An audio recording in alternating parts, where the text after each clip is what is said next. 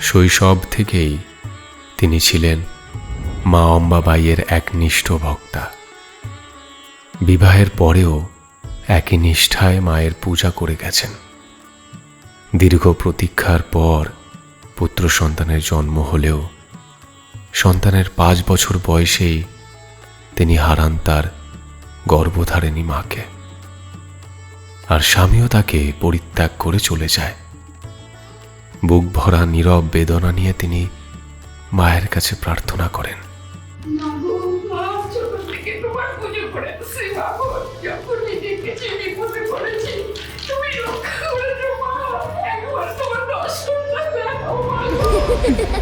Ha